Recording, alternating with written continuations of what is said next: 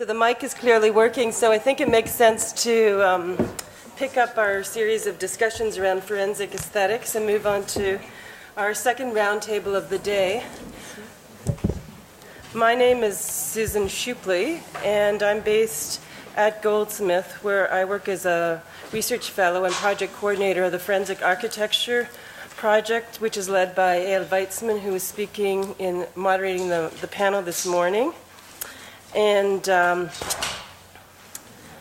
also an artist and a writer, and so the general map of this particular panel is to address the provocation constructed evidence.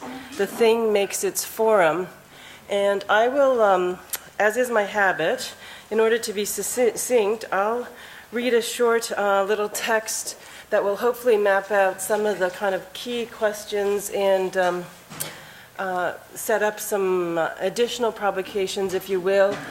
We've all distributed that, so we've had a bit of an ongoing email back and forth. So the hope is that we will try and keep our individual presentations reasonably succinct so that we can then open it up to a much kind of broader discussion for the last half hour. So I will happily begin. Is this microphone working well for everyone? Constructed evidence, the thing makes its forum. The forum, as we understand it within the context of this roundtable, is not a prefigured space or set of spaces whose logics predetermine which subjects and which objects might gain entry and be permitted to speak, or whose modes of address must conform to specific protocols if they wish to be heard and register as legitimate articulations or acts of felicitous speech. Rather, the forum is itself produced through a series of entangled performances between different kinds of actors, including things, and the multiplicity of forces that brings each into relative presence for each other. This encounter might script new social and political configurations, or redistribute the existing narrative terrain, or even generate a new forum. And this is how I understand, in part, the work of the participants on this roundtable. For example, the kinds of mapping projects that Amber and Sarah are going to talk about shortly, in which a certain kind of mapping project produces a visibility that was not necessarily discernible before. And this kind of bringing into visibility seems to be one of the kind of crucial dimensions of the forensic mode of technical perception that we might associate with forensic science. So in fact, the Heideggerian sense of the thing as that which gathers, as that which exceeds the materialization of the object, is by its very nature already a mode of assembly or protoforum, but one not directed towards judgment. In a very well-known 1997 legal dispute over native land claims between the Delgamuukw First Nations and the Crown in British Columbia, which is the province on the western coast of Canada, which is where I'm from, Chief Justice McEachran became increasingly impatient about having to listen to the oral histories of the native plaintiffs. The judge asked whether it would not be sufficient to have their words written down, as their storytelling mode of address would likely not get him, the judge, any nearer to the truth that he sought. During the trial stage of the dispute, Mary Johnson, who was also a chief, she was a First Nations chief, Chief Angololulabix, she was asked by her counsel to sing her Willip, which is a song of mourning, and it's a crucial feature in the allocation of the legitimacy of territorial proprietorship of native land.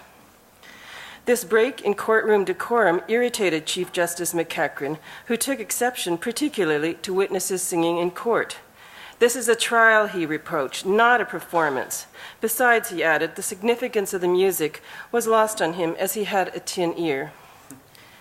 This incident illustrates quite succinctly many of the problematics that forensic aesthetics as a conceptual rubric tries to unsettle.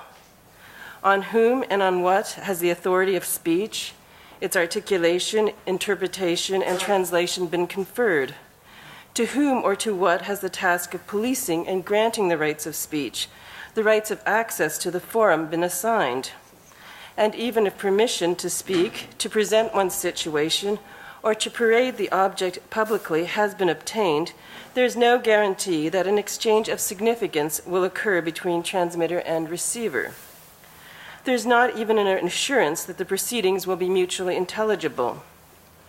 Chief Justice McEachran making clear that the protocols of the legal proceeding should not be understood as performative, in the sense that legal, not aesthetic judgment was at stake, that it was the transcription into text that matters, that he was uniquely qualified to ascertain the question and place of truth, and finally, that his very being was incapable of hearing a different form of speech. In short, the epistemological framework that Justice McEachran was indebted to would not permit any other manner of expression or mode of communication to register.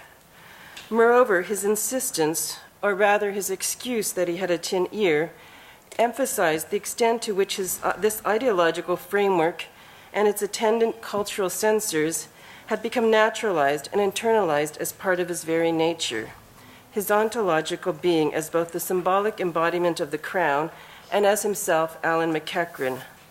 The matter that he was could not properly account for or hear the matters of others. Within all domains of practice, these kinds of dynamics play themselves out continually. For some, such as those that are presenting on this round table here today, rather than a source of anxiety about the nature of an encounter between things and the forms that they activate, such tensions often provide the very necessary conceptual resources for generating research and work. And by way of that short intro, I would like to turn the proceedings over to both an artist and a criminologist, and who's also a forensic psychologist, Sarah Jordana and Amber Horning, and they are working, they will obviously tell you much more about their project. Sarah is an artist who has exhibited widely throughout the United States, participated in residencies at the Banff Center in Sweden. You've done all kinds of things, and you are working currently, Amber, I understand, on your doctoral dissertation work. But this particular project brings the two of you together in a very interesting and innovative kind of configuration that we look forward to hearing about now. Great. Thank you.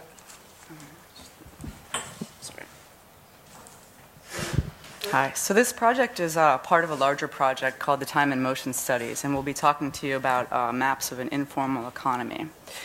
So like Susan said, for the past 5 years, we've been talking about this important yet rarely traversed intersection between artistic and social science practice. This is the first time that we were working together on a joint research project. And the objects that we're going to be presenting today are the result of a moment when our practices coincided, and this has been influencing our work in major ways. I'm currently leading a qualitative study about street pimps and their role in the sex industry. And Sarah has been working on a larger scale art project called the Time and Motion Studies, which aims to visualize everyday life of people involved in both formal and informal economies in New York City. In our discussions, we've talked about how the sex industry, being an illicit economy, could be made visible in both a sociological study and an art project. The use of photography or video can make it difficult or impossible to establish trust between the interviewer and interviewee, and most likely would limit the number of subjects willing to participate. Sarah suggested that the participants themselves could be asked to illustrate how, when, and where they operated their business on a daily basis. The maps were created during interviews with 55 former and current pimps working in New York City from the 1960s until present day. They are historical and current renditions of the industry in geographic space and in practice, and show changes in the economy as well as continuity. The design of the study prevents connecting a map to its maker, thereby eliminating the possibility of the object becoming incriminating. The participation in the project was confidential and anonymous. So right now we're going to hand out some maps. These are just for viewing, so don't mark them, and we'll be collecting them at the end. Sarah, did you want to? Yeah, sure. Is this working well? Yeah.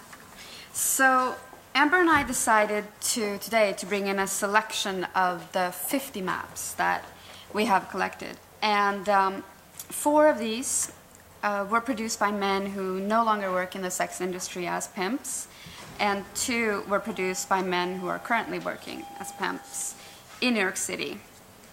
And a large amount of the interviews / drawing sessions took place in a courtyard in a public housing project in Harlem.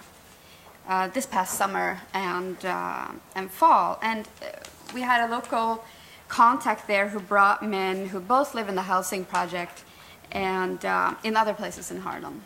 And each visit we did there, we did 5 to 6 sessions, and they were ranging from 45 minutes to 1 hour and 20 minutes each.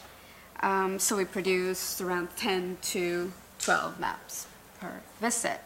And our presence there became a spectacle of sorts, and a social gathering, because the men waiting to be interviewed were, hanging out and talking together and waiting for their turn. And we were quite surprised about the amount of subjects that had gathered. So if you are seeing that, and maybe you guys want to Take a look, yeah. take a look here, yeah. We also provided, images of the maps as they now are, on the wall in my studio where they live, so to speak. And just as the community that we had tapped into, we feel that these maps are both single entities and they exist also in relation to each other. So it's also important to remember that these maps are still, just as the interviews, very much in process, unprocessed yet, both in the framework of the academic study that Amber's working on and the art project that I'm developing. So what we're bringing in here is something else, something that possibly could be things, objects. They're not an art object, at least, yet. So I'm going to talk to you a little bit about our approach in terms of interviewing. So we were looking at interviewing as performance. The production of these maps coincided with the interview of the participants. The maps became a vehicle for the interview and vice versa. The interviewing process was driving the construction of the map, but also the task of drawing the map changed the quality of the interview. Interviewing has been described by Goffman as a social performance, and according to Berg in his article, A Dramaturgical Look at Interviewing, he expands upon the idea of viewing the interviewee-interviewer exchange as akin to a theater production, including a stage, actors, audiences, and props, as a means of understanding the constructed relationship that occurs in this dyad.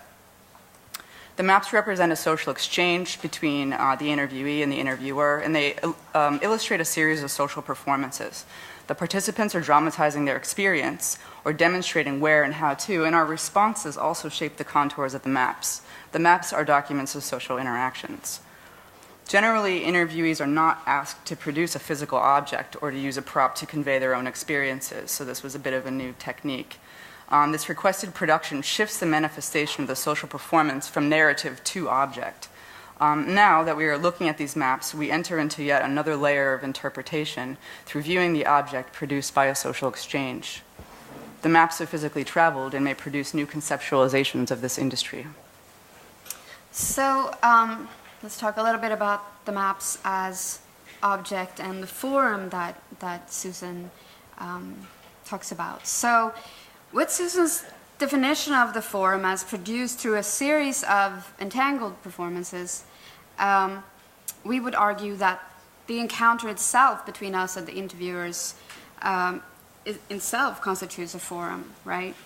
And following Amber's discussion of the social exchange in which the production of the maps were taking place, we would suggest that embedded in these objects, the map, are not only the question of the agency of the map makers, which are the pimps, or former pimps, and the commissioners, which are Amber and I, but also of the agency of the map itself, produced by this dyad. So as an experiment, when we're presenting them today, there are without, obviously, their interview soundtrack.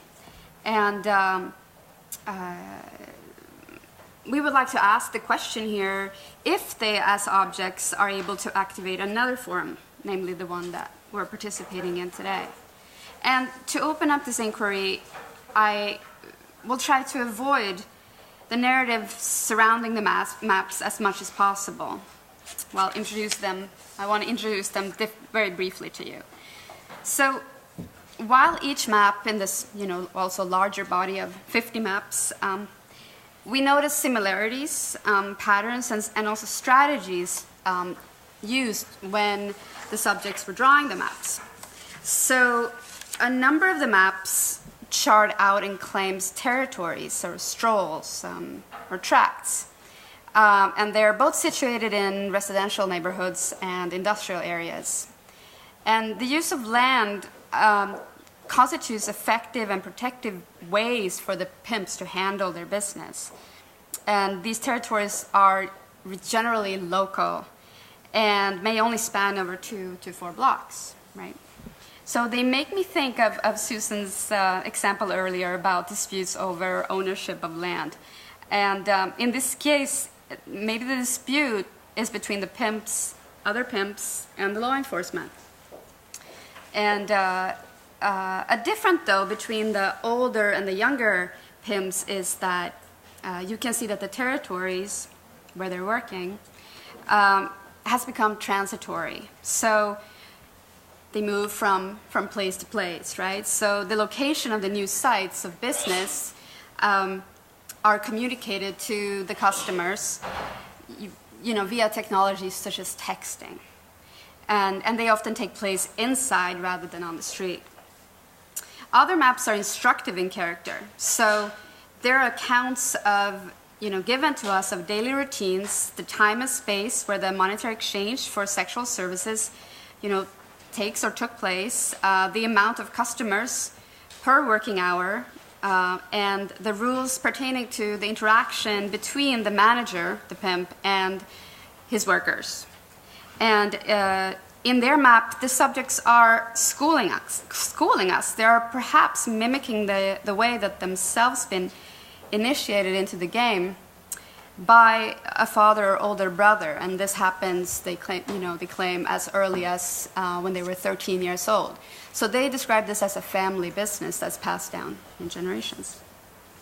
And then there are some of the maps that are emotive, in that they're deeply related to a personal narrative.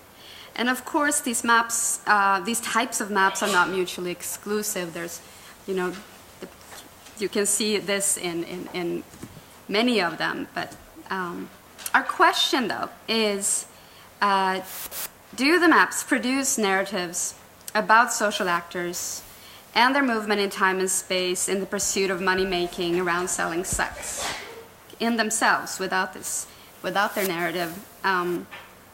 Are these informal economies made visible through social performance, reconstruction, and interpretation? And can the maps as object without the soundtrack, and in an encounter between researchers, artists, and the audience, shift preconceptions about the role of pimps and change existing narratives about the sex market? Great, thank you, Sarah and Amber.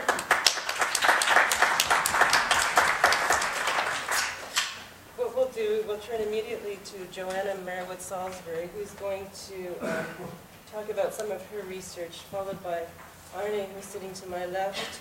And anyway, so I will, sorry for that segue, I will introduce Joanna Merwood-Salisbury, who's an associate professor of architectural history at Parsons. Excuse me. Joanna Merwood-Salisbury is an associate professor of architectural history at Parsons in the New School for Design. She trained as an architect in New Zealand and also received her doctorate in architectural history and theory at Princeton, and has a number of publications to her credit, including a book, Chicago 1890, The Skyscraper and the Modern City. So please let me, sorry, I'm babbling. So please let me introduce Joanna to to this particular kind of roundtable forum. Should we take a mic? Oh, here. Yeah, which one's the other?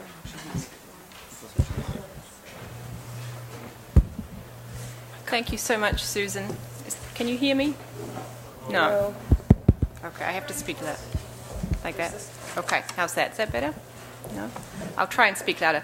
I want to thank Susan and also Karen, Eyal, and Tom for initiating this symposium. It's been really fascinating so far, and I want to echo something that Jorge said this morning. I feel like I'm here as much to learn as to present. In the first session this morning, Eve Hinman ended by talking about a bombing on American soil, and I'm going to also talk about a similar incident. But in a way, the work that I'm going to show, I think, touches quite closely on the work that Amber and Sarah have shown us, in that it's about attempts to map an ephemeral temporal event, an event that may or may not be seen as legal, depending on who is doing the analysis. So what I've brought in today, unfortunately, is not actual objects. I wish it could have been. But it's 3 images of objects that are archived by the Chicago History Museum. And the Chicago History Museum has a wonderful website, and I encourage you to go and look at the material that they've collected. All of this material relates to the Haymarket bombing in Chicago in 1886. And the 3 objects are all two-dimensional objects that were entered as evidence in a legal trial following the bombing. I'll just describe them very briefly. The first one that you're seeing right now, I hope, yes, is a red silk banner with gold embroidery on 3 sides. On the side that we can't see, the reverse side, it says in German, Furniture Workers Union No. 1, Chicago Incorporated, 1872. And on the back side, or the reverse that you're looking at right now, it says Liberty, Equality, Fraternity. So 3 incredibly loaded words. In the center, there are 2 clasped hands surrounded by a wreath of oak and cherry leaves. This is one of the many banners that were produced in the 19th century by labor and political groups, and it was literally paraded through the streets during marches and demonstrations. So this is the object that is paraded in the parading of the object, literally. What's interesting to me about this in relation to my larger work as an architectural historian is when I was doing research for my book, which is on the very early Chicago skyscrapers, I was very interested in the context of industrial relations in Chicago in the 1880s, the extremely rapid industrialization that was going on, and the incredible conflict, class, ethnic conflict that caused. And what I realized in collecting images for my book is that there's millions of images of Chicago skyscrapers, but hardly any of these marching demonstrators. And this is very poignant in a way. When the marches were depicted in the media, usually in the form of cartoons, they were depicted very negatively. And the labor marches were just, shown to be sort of almost subnormal humans in the way that they were depicted. The second object I want to show, you've probably seen images of this before. This is the broadsheet with text in English and German that announced a meeting at the Haymarket at 7:30 at night. And as you can read there, it says, "Good speakers will be present to denounce the latest atrocious act of the police, the shooting of our fellow working men yesterday afternoon." And this refers to the police shooting at the McCormick Harvesting Company, where a strike was taking place. And it was this meeting at the Haymarket that precipitated the events that I'm going to describe. And the final object is a two-dimensional drawing. It says here that it was published in the Daily News in 1886. It was actually originally published in the Alarm in 1885. The Alarm was an anarchist journal. And the plan is a diagram of an abstract junction of 2 streets, and it illustrates in very simple terms how anarchists represented by crosses might overcome a column of policemen represented by hatched rectangles. So it's very rough, but I think it's sort of interesting to map this onto some of the diagrams that Amber and Sarah have shown us to talk about illicit uses of public space. I'm just going to describe the Haymarket bombing very briefly. It's a very well-known event in American history, but I just want to summarize it On the evening of Tuesday, May 4th, 1886, a crowd of people gathered in Haymarket Square, which was a market in the working class area of Chicago west of the Loop, on the other side of the Chicago River. They came to listen to socialist and anarchist leaders make speeches in support of strikers at the McCormick Harvesting Machine Company. And they were denouncing explicitly police action in firing into the crowd of strikers the previous day. As the Haymarket crowd began to disperse, an unknown assailant detonated a bomb, killing 8 police officers and wounding several others. This event sparked brutal retribution on the part of the police, and Chicago was effectively put under martial law for 18 months. Police rounded up and arrested hundreds of suspects known for their socialist and anarchist sympathies. 1 month later, that is in June 1886, 31 men were indicted for the crime, and eventually 8 were charged with conspiracy to commit murder. These 8 men were not accused of actually perpetrating the bombing, but of spreading radical language that may have prompted the bomber. After a lengthy and highly publicized trial, the accused were hanged as accessories to murder, and the bomb thrower was never identified. There's a lot of representations of the Haymarket bombing, but I'm deliberately not showing them because there is no authentic image of the event, and in a way the 3 objects that I'm bringing to the table are objects that were intended to somehow prove a certain intent to the event, a certain chronology of what happened, but the facts of the event are highly disputed to this day.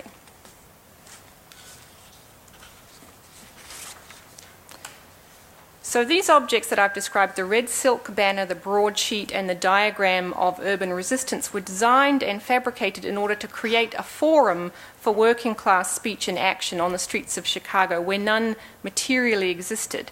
And what's interesting to keep in mind is that, as with New York, the Chicago grid, which was laid out slightly later in 1830, included very little public gathering space. Where it did have specially designed public gathering space, it was dedicated to practical functions like an open-air market and a military parade ground.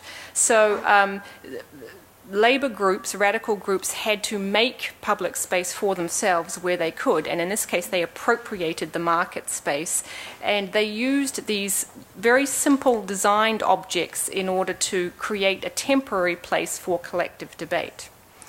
My interest in these objects as material evidence is that at the trial of the Haymarket accused, the objects were turned against them. In the absence of any material that related to the actual crime of the bombing, police and prosecutors used these objects to narrate a story of sedition, arguing that the accused had been responsible for an organized campaign to incite violence on public streets. I'm sure you're also aware that the trial was highly publicized, incredibly controversial. The eyes of the whole Western world were turned on Chicago, and there was a huge degree of condemnation about the way the trial was conducted and the result of the trial. And in relation to my more recent work on 19th century and 20th century urban design, what I'm interested in is the ways in which the discourse around the lack of public space that appeared in the wake of events like the Haymarket created a desire for a new kind of public space on the part of social reformers and urban designers around the turn of the 20th century. So my interest in these objects is the objects themselves, the story they were intended to tell about the use or occupation of public space by radical labor groups, and the new kinds of urban spaces imagined and built as a result of the trial. Do I have some time left? I'll just really briefly talk about a related project, which is a historical study of the urban design of Union Square, just blocks from where we're sitting, not in Chicago, but in New York. What's interesting to me about Union Square is, well, I could talk a lot about it, but I'll just say a few things. This is the plan for the square in 1875 when it was renovated by architects under Tammany Hall. So you can see it's a very sort of traditional neo-picturesque English garden at that moment. This plan was never realized because Boss Tweed was kicked out of office, and control of the parks was returned to an independent body who used as their architects Frederick Law Olmsted and Calvert Vaux. And what you're seeing in this insurance map is the modification to Union Square that Olmsted and Vaux made in 1875, 1876.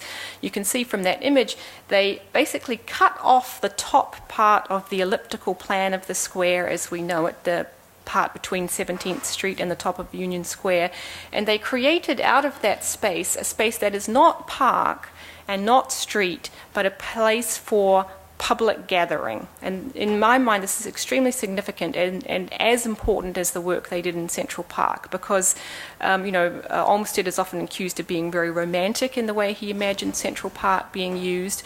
I think in this very small design move, he was very radical in that he recognized there was a need for a new kind of public space, and he provided it. I don't think he was quite aware of what would happen there, but he wanted to be very clear that he thought it was important that be created. So this is the little space that Olmsted and Vaux created. What you're seeing in the middle is a little folly called the cottage that Olmsted and Vaux designed, and that was the platform for many speeches by labour leaders and political leaders around the turn of the 20th century up until the 1930s. This is a photograph of a socialist meeting in 1908. This space was incredibly successful in providing the kind of forum that the Haymarket accused were trying to create sort of ad hoc. This was actually a designed public space, but it was so successful that it couldn't continue to exist. When all of the subway platforms were put under Union Square in the 1920s, Union Square had to be completely remade, and in the process Olmsted and Vaux' space was remade quite radically. The cottage was demolished, and this very unpleasant neoclassical kiosk, which for some strange reason we're so anxious to preserve, was built in its place, a sort of 1930s horrible pastiche. But in the remaking of the square in the 1930s, it was very clear that the city leaders were trying to do away with the space that Olmsted and Vaux had created because it was too successful.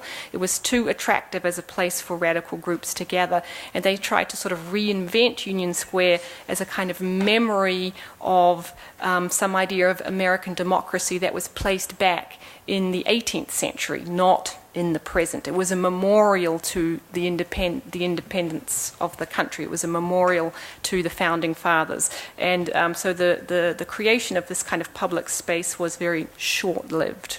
I'll stop there. Thank you. Great, thank you, Joanna.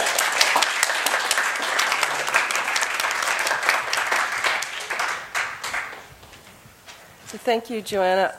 I'm going to quickly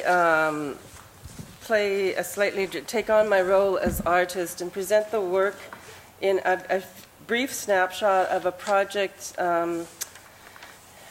which is part of a much bigger research project of mine, and an element of that was published in the newest edition of Cabinet magazine that was launched last night with a themed, as they are all themed, but a themed publication in addition directed towards questions of forensics. So I'll talk a little bit about that, and I brought in my little thing is in here, and it's a copy that it's a copy of a copy, likely of a copy, from the National Archives of tape 342, the infamous Watergate tape. And once again, I will defer to my printed text. So forensics, as we've said over these past 2 days, is derived from its Latin source, forensis, meaning before the forum, and originally referred to the practice and skill of presenting evidence before a public gathering or of citizens in a forum such as a court. We have that in all of our materials that you've already read, no doubt, around forensic aesthetics. Now, forensic science, although defined as a science in service to the courts, emphasizes the inscriptive rather than elocutionary process, whereby minute details can be technically conjured from within the material substrates of trace evidence. With its roots in the police laboratory work of Edmund Locard, is nonetheless still indebted to a conception of evidence as necessarily performative, contrary to Justice McEachran's admonishment that I had mentioned earlier, in that judgments are still based and passed upon the translation of forensic findings into comprehensible and convincing narratives. As a form of microdetection, forensic science is dedicated to uncovering the multiple realities that lurk hidden within spaces, bodies, and objects. This inquisitive forensic modality is widely used, as we've heard, ranging from applications in heritage preservation to the analysis of archaeological remains and human remains. My particular interest, however, in forensics is concerned both with its original etymological orientation around questions of judgment in relationship to evidence, as well as the ways in which new modes of technical perception can make hidden things visible within the socio-political field. Whether such forensic evidence is directed towards the resolution of a dispute or clarifying a chain of events, the entry of evidentiary matter into the juridical process as a material witness is determined by a series of negotiations around what claims can actually be made in its name. Evidence is less about the truth-telling status of an object than its rhetorical and aesthetic dimension to narrate events. And these are, of course, defined by the institutions in which such forms of public witnessing can take place. The ability for an artifact to speak its embedded histories is thus not simply a question of the kinds of scientific probes that can be brought to bear upon things, but is rather a consequence of the conditions, legal, ideological, epistemological, etc., that govern the limits of what may be thought or spoken at a given time. Forensics, as I understand it and use it, names an actual condition, a principle of narration that is neither true nor false, and offers a framework for attending to the complexity and contradictions the materials impose on the world as witnesses capable of testifying to events.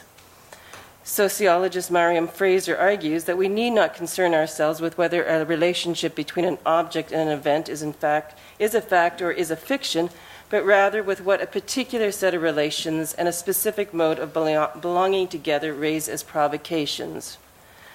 Forensics offers a means whereby disparate practices and knowledge systems can be brought together and co-articulated.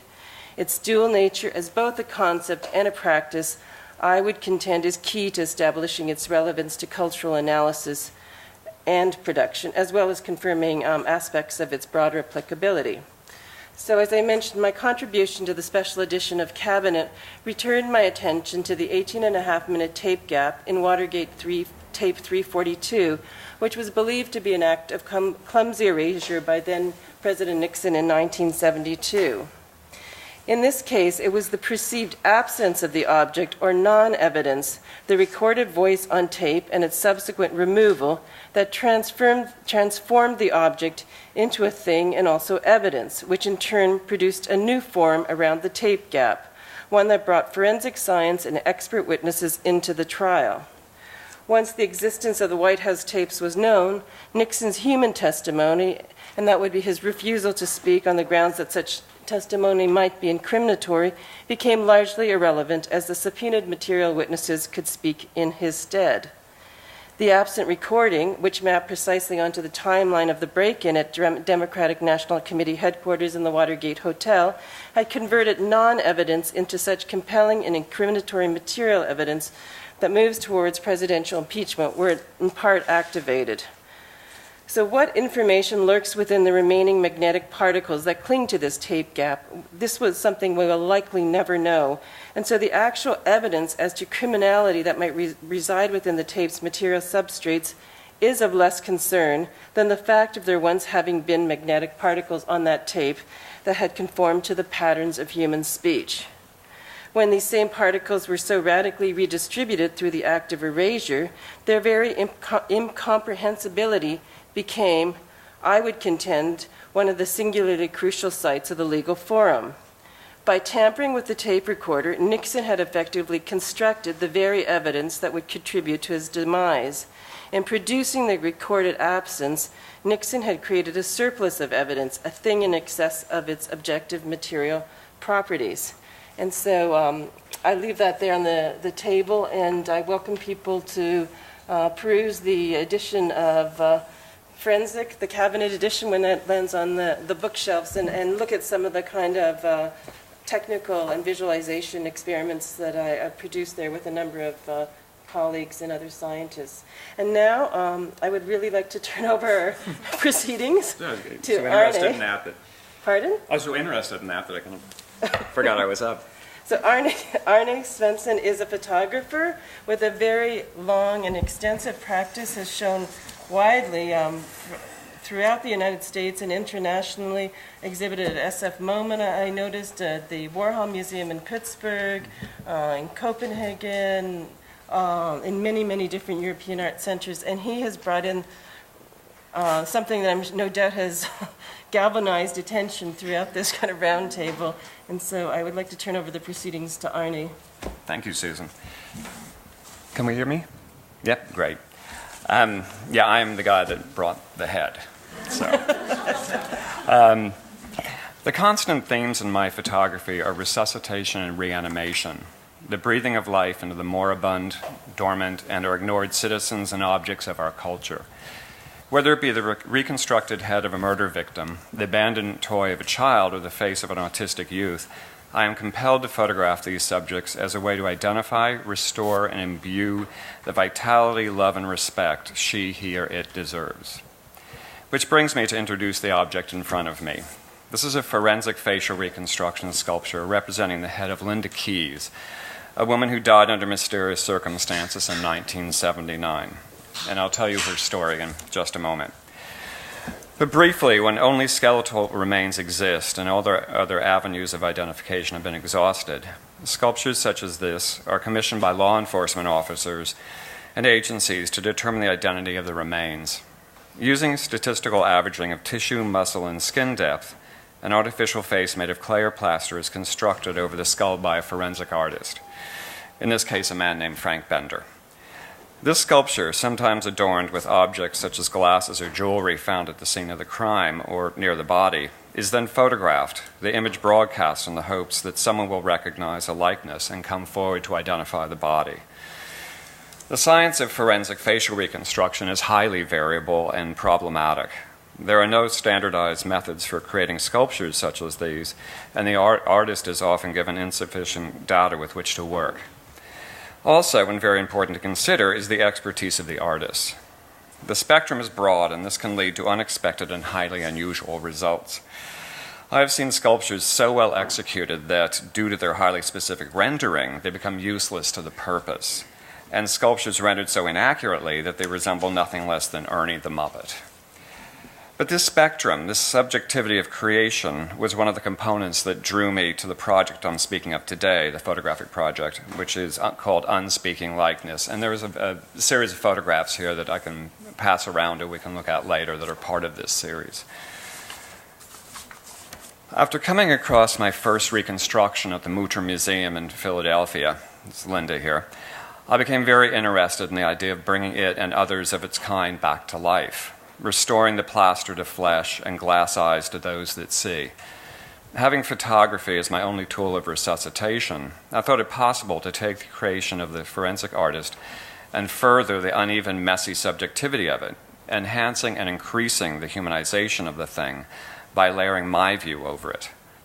I started thinking that maybe if an object passes through enough human hands, it becomes more human.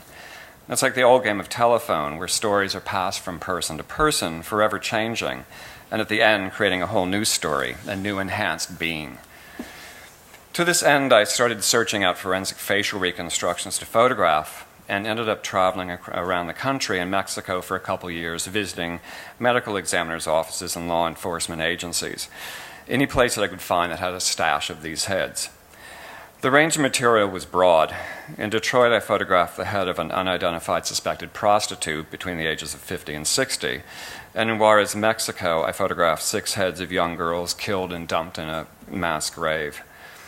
I worked in morgues, the home garage of a detective, and in Atlanta, a makeshift studio set up in the organ procurement room in the medical examiner's facility. The siren's very appropriate somehow. To give the heads a semblance of the real, I constructed temporary shoulders out of borrowed material or available material and dressed them in my clothes or something I could grab off someone else. Most of them are constructed like this with just a neck. And in order to just humanize, I needed to give them more of a form. Using a large format view camera, I photographed them in black and white, blurring all but the eyes. This method not only allowed the clay skin to appear more lifelike, but it directed the viewer's attention to the eyes, mimicking how we see each other in close contact. Now I'm going to grab Linda, down the one below that, underneath that. Since I'm talking about the photographs, I thought I should show you that this is the exhibition prints. And by the way, this are 40 by 50 inches, so they're rather massive. And this obviously is a picture of Linda. She's the only one, by the way, despite what I just said, that does not have shoulders. I couldn't give shoulders to her, so I just took her very, very close. And I'll set Linda there. And now I'd like to tell you the story of Linda.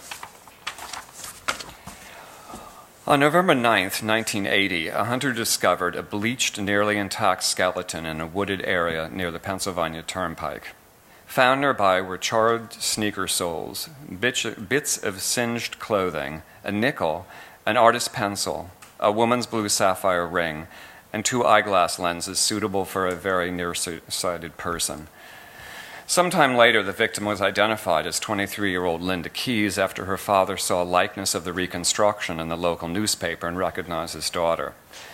Linda was last seen alive April 19, 1979, by Irvin Langle, a local farmer. Langle was plowing his fields when he spotted a woman in the distance walking in an agitated manner. She was walking back and forth in a nearby field until she turned and hiked up a hill and disappeared over the crest. 20 minutes later, Mr. Langle saw smoke on the hilltop and called the fire department. The fire was quickly extinguished, but the mysterious woman was not to be found. Almost a year and a half later, her body was discovered in the woods about 20 feet from the scene of the fire. The cause of death was never determined. And I have another case to share, which I think is germane to today's subject also. But over and above that, I feel that every time I give a talk, that I feel that if I talk about these people and give them, tell their stories, that I'm giving them renewed breath. This is part of my resuscitation of them. And while their bodies are gone, and in many cases the reconstructions themselves have been destroyed, the photographs of their plaster heads and clay heads become the concentration of all that they were, the only witness to their existence. So the next one, can I have the next big photograph? This is another reconstruction, also done by a man Frank Bender, who is really the preeminent person in the field. On February 25th, 1988, a group of boys playing football behind Central High School in Philadelphia tripped over the decomposed body of a young woman. The remains were little more than a skeleton, clad only in a beige ship and shore blouse. Because of the decomposition of the body, the date and cause of death were unable to be determined.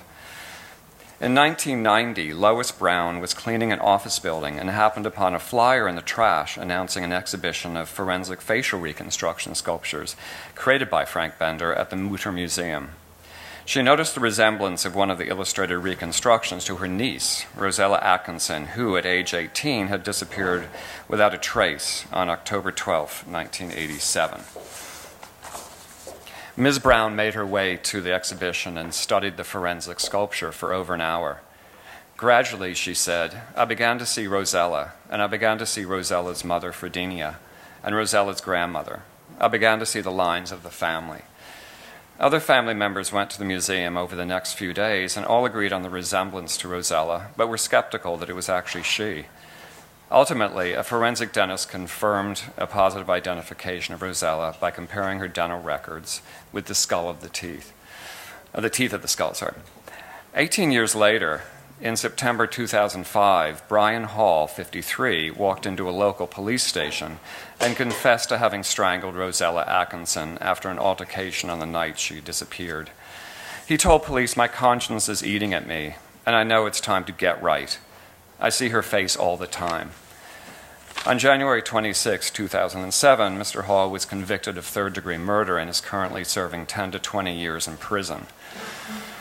There's an interesting side story to this case. On August 30th, 2005, the New York Times did a piece on my project using, amongst others, a photograph of my photograph of Rosella's reconstruction. 1 week later, Brian Hall confessed to the crime, which was 20 years after the fact. The unanswerable but intriguing question is, did Mr. Hall see the article, and did the photograph of Rosella's reconstruction materialize into the face he sees all the time? In other words, did the layered, subjective image produced by both the forensic artist and myself, the photographer, reproduced in grainy newsprint, become to Mr. Hall the living embodiment of Rosella? Did the viewing of Linda as object become the event that motivated his confession? Thank you. Thank you.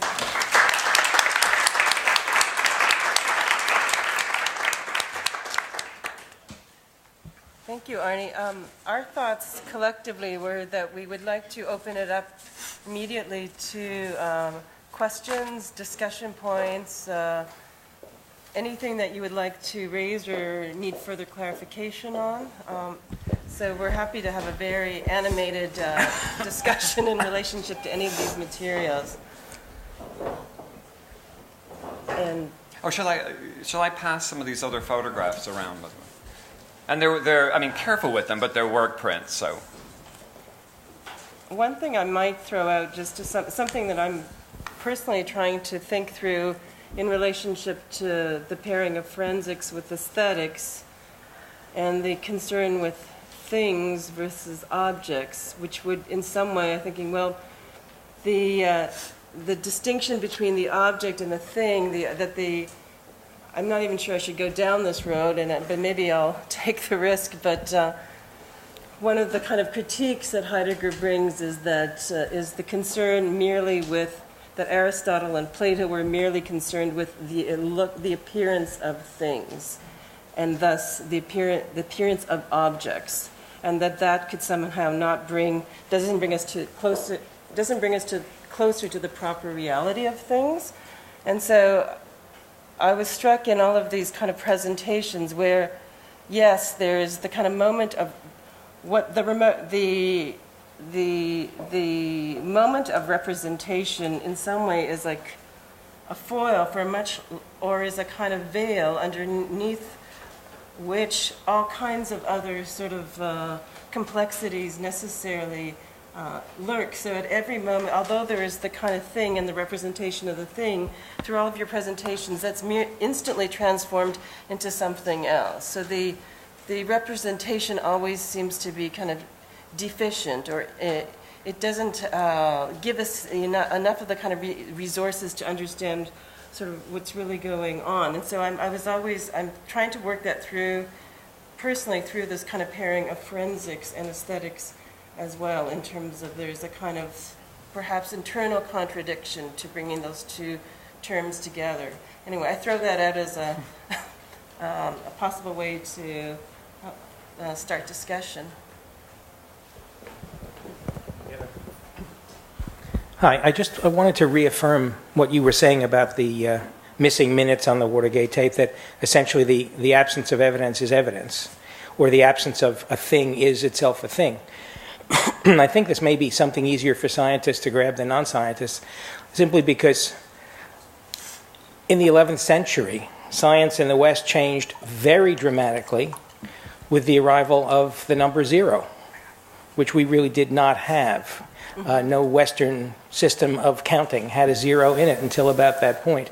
It's something that the Indians understood, and somehow the 0 got to Europe at about the same time that the abacus got to Europe, so that the absence of moving a bead was as important as moving a bead. So I mean that is something. It may seem novel to many people today, but if you look backwards and you look at the dependence of science on mathematics, at least historians of mathematics would say, oh yes, that's that's obvious, or as mathematicians say, that's trivial, which is a terrible thing when you're called trivial by a mathematician, but we all have accepted that at some point in our lives. So what you're saying is absolutely certain. It's the certainty of zero.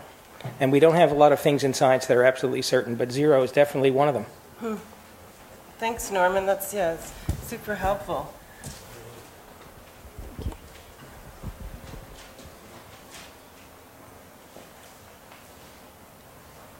I have another question for Arnie. Or did you have a question, Lawrence?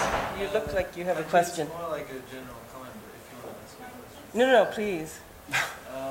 It's a bit of a tangent, and the reason why I thought to bring it up.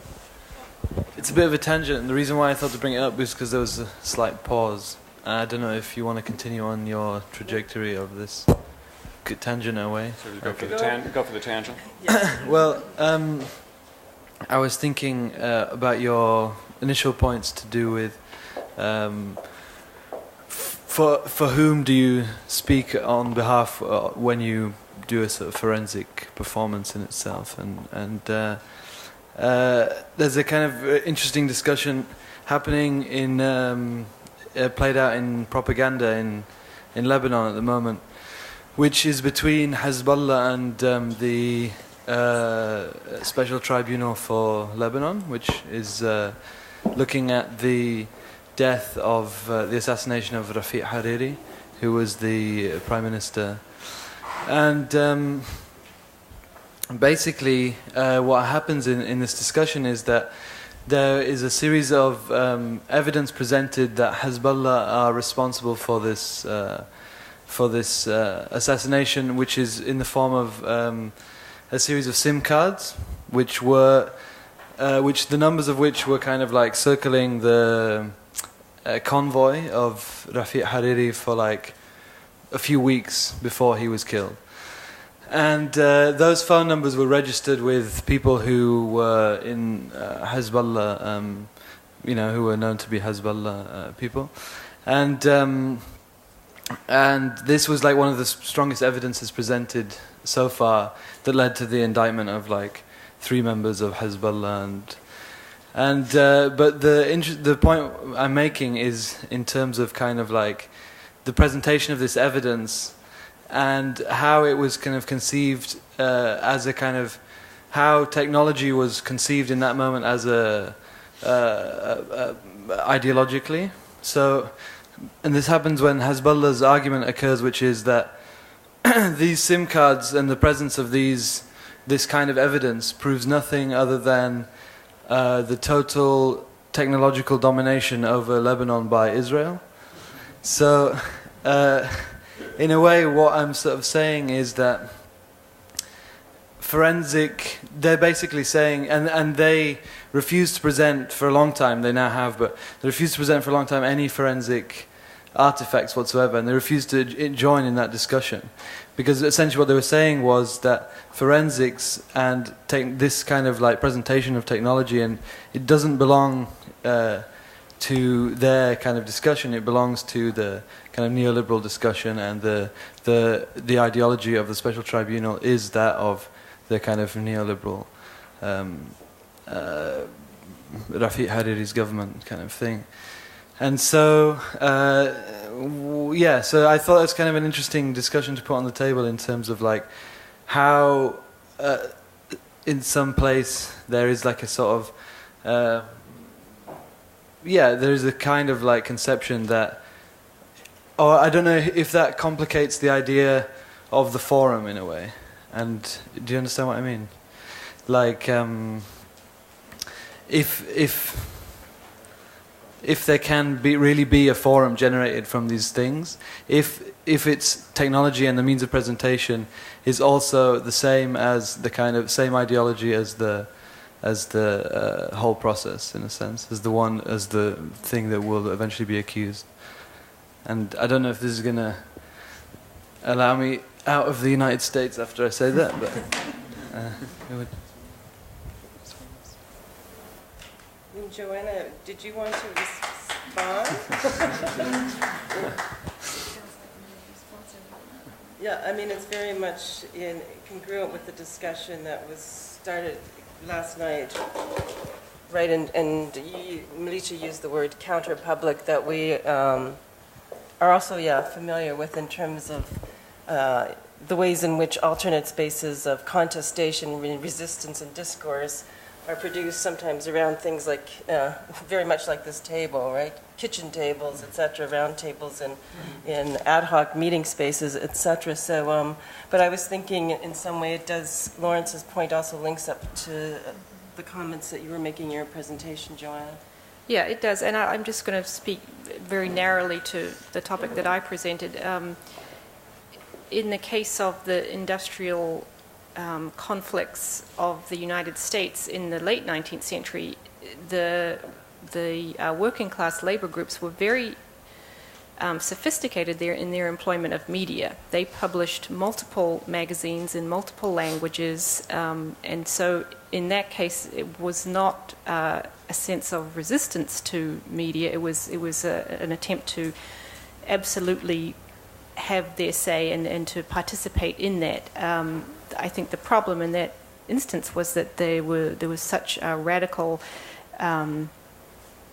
disagreement about the two sides that there was really no place, there was no forum in which the two types of media could come together and talk in a sort of rational way. It became a kind of violent conflict.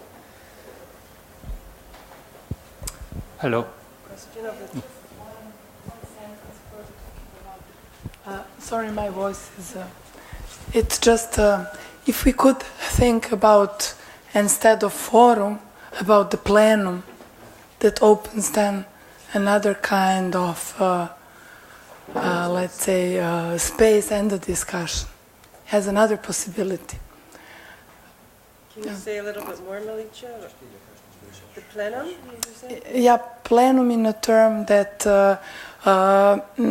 if we speak about the forum, is that what you were talking about, let's say, organized by the specific institutions that are able and that are actually building a narration around the crime, and that are also defining a certain act as a crime. So this is something that builds a forum. And it is actually part of us always of it. These are the states or international institutions, but then plenum understands something else. I mean that includes actually everybody. And I mean this was just a very short, let's say, intervention into that what you were saying and what we are talking about all the time regarding forum. So, can I just add something to that?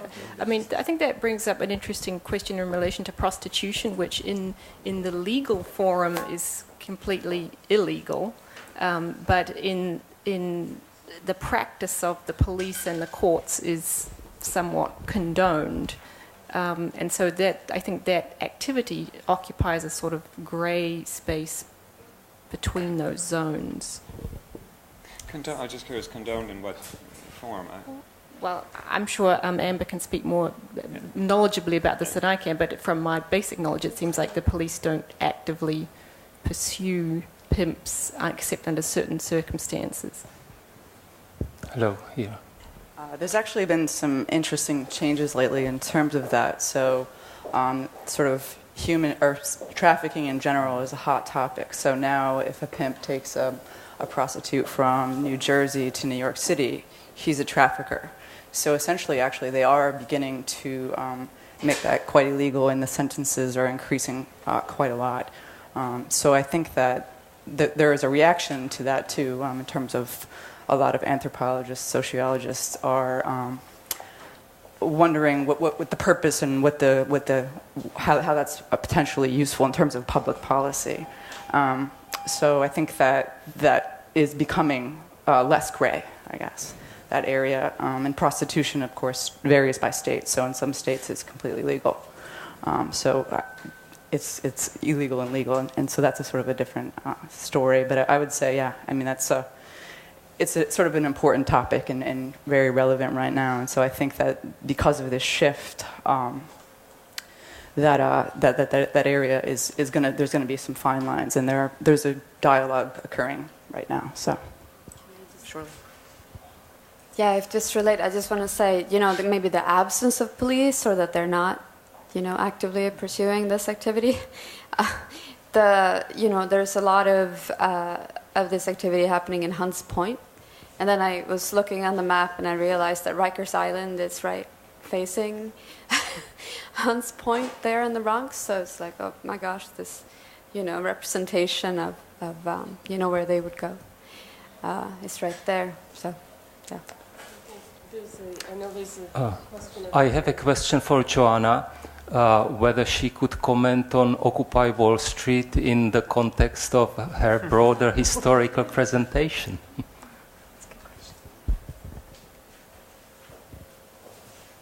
That's a great question.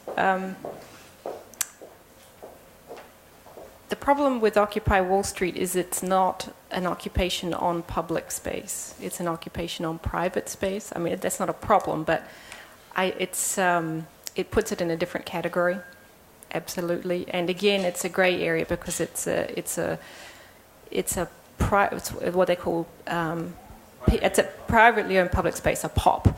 And so the POP is a kind of grey area in terms of public space, in that the police do have to police it, but it's subject to the laws of private space, not public space. So the protesters were very astute in choosing that site for their protest. Is all I'm going to say.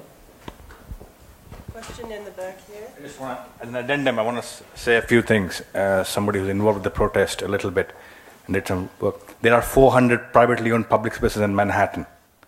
The only distinctly judicial public spaces are Inwood Hill Park, Fort Tryon Park, and Central Park.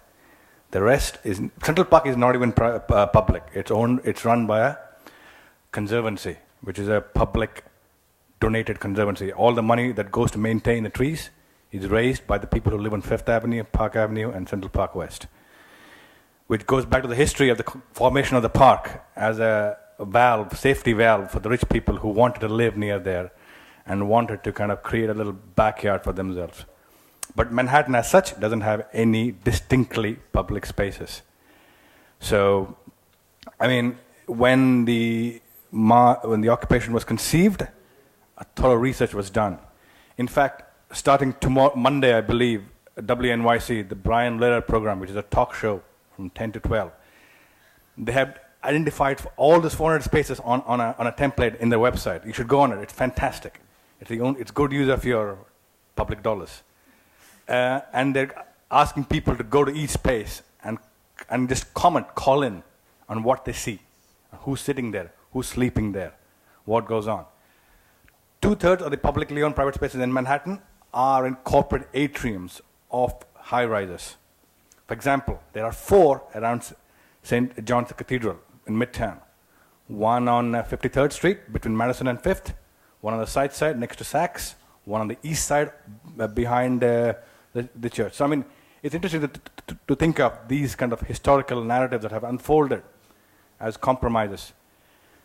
And the strategic element is that the private developer who owns Zuccotti Park has been cowed under by the same judicial process that gave him ownership of the land. I mean, he doesn't want to be sued, to be like subsumed under a deluge of lawsuits should something happen, which frustrates the government to an extent, and because now Bloomberg has been seen as a defender of free speech and at the same time defender of corporate interests.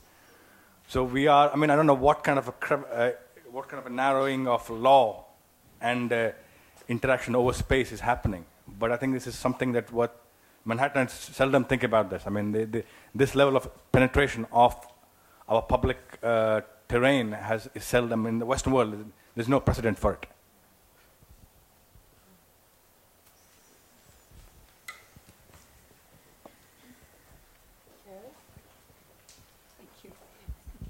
I wanted to go back to the material aspects of evidence and the work that you do, and was particularly intrigued by, of course, all presentations. But Arnie, when you said that you felt that at some point, if the heads were too precise and too specific, they no longer functioned as useful evidence. And I'm interested in this juxtaposition between creating or finding a very telling fragment of reality, and at the same time trying to keep it open for interpretation and keep it active as a performance, as something that continuously gets reintegrated into a different type of narrative, whether you do it through your artworks or the police does it through their wanted poster things. So how do we account for the material presence of an object and its continuing existence as evidence in this field of forensics?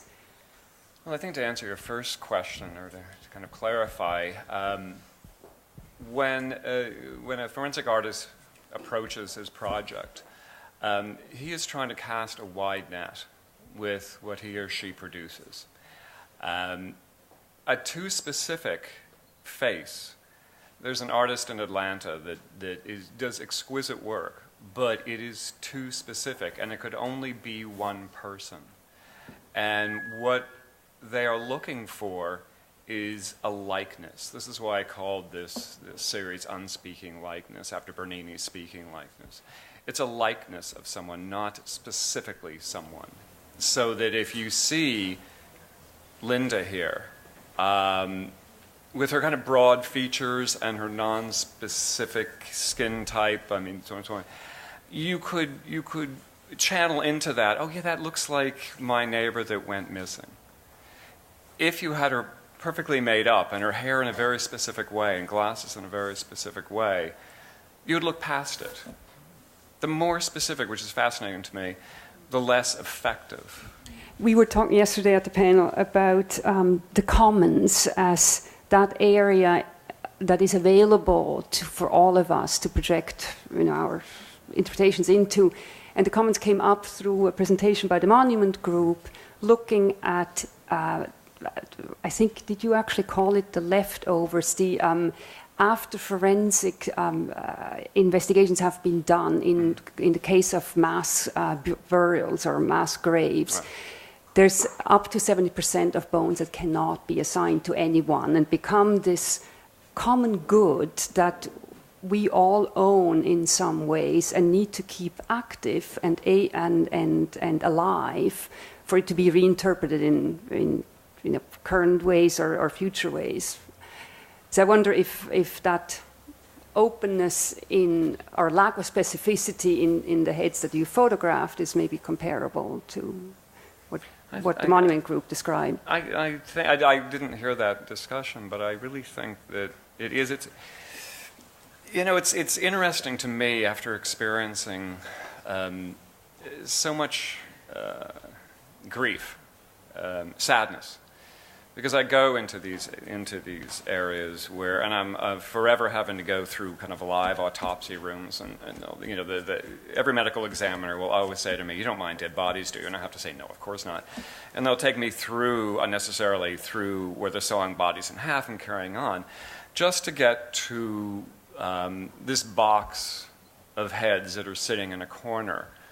And to me, they represent all of the dead and all of the unknown, and they become the repository for that. And the more, oddly enough, the more common the features and the more anonymous they become. I can't really explain this, but the more specific they become and the more human they become. There's a blurring. It's the same way that I even blur the features in the photographs. It's a blurring, and it becomes everyone. It becomes the leftover bones that are sitting somewhere. It becomes all the missing. And that's what these represent to me. They represent an enormous repository. Can I just follow up? What do you understand your art practice doing? Is it I'm just curious, well, I mean, to build, or just to further develop my understanding of your work, and in particular, I was interested in the way that you talked about that transition from the sculptural object to the photograph, and you speculated that the photograph might have actually potentially played a role in somehow provoking someone's admission of guilt or something. Yeah, but I guess I was wondering, what do you understand your particular task as an artist to bring in, there's a series of negotiations that have to take place to gain entry into these kinds of domains. What do they understand that you're doing when you enter into a morgue? Why is it of interest to them to let you in there? The bottom line interest to them is, I can do this one, okay. is that I can further aid in the potential identification of these people. That is the way that I gain entrance. I say that I'm going to come in and take photographs of these, and not the photographs that you take. The photographs that are normally taken of these are of a cop holding it up by the neck, and then another cop photographing it. Okay? And then they broadcast this. This does not lead to identification.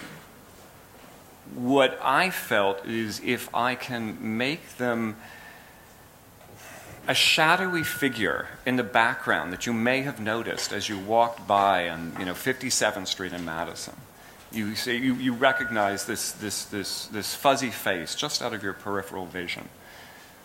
Maybe that will lead to an identification. So my process is, and as I touched upon, is to breathe a life into them that they don't have otherwise. They don't even have here. This is a head on a table.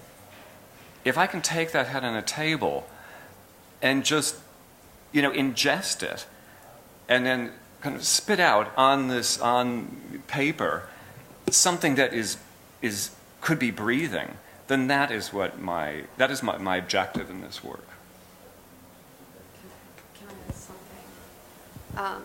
This is more really a detail. So the wig, this is created by this other artist, right? Yeah. And the wig, is it real hair? No. No. It's synthetic hair. Do they ever use? In this particular case, a few things. The reason it's this color is that this was made in the late 70s, I think early 80s rather, and people were using film, and they were using black and white film. It was to replicate skin tone in black and white photography. The glass lenses were found by the body. Not the frames, just the lenses.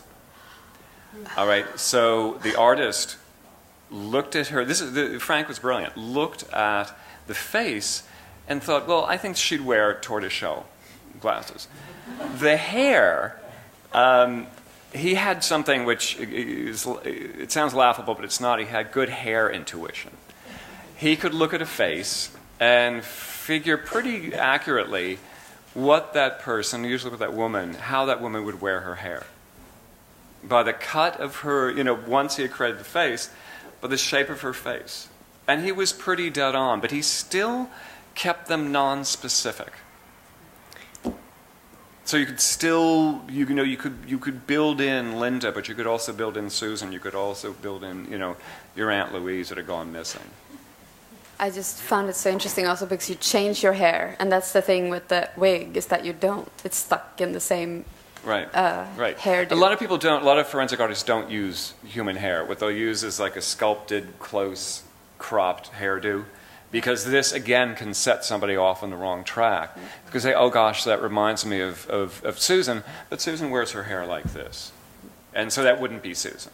People are very literal when they come to identification. Actually, this question for Arnie as well. Oh, yeah, there's a couple questions. Oh, okay. So, okay. Yeah, maybe that would be, because we're getting close to the end of time, so maybe we can ask both those questions together.